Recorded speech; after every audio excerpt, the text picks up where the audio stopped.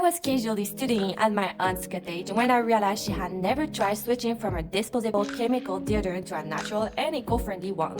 So today is the day we change her habits. Since we are in a remote location, we have to do with what we have to create her a natural deodorant. That's why today I'm offering you an easy and simple recipe with only 4 ingredients that everyone has in their kitchens. We start by melting our coconut oil, which is 3 tablespoons with excellent antibacterial properties. Once it well melt, we move on to 2 tablespoons of baking soda, a powerful ingredient that neutralizes undesirable odors. We finish with 2 tablespoons of cornstarch for moisture absorption. Mix until you have a homogeneous mixture. Now add the final touch, natural essential oils. My aunt chose to go with sweet orange for a fresher sensation. Pour the liquid deodorant into the KIIMA mold to solidify it.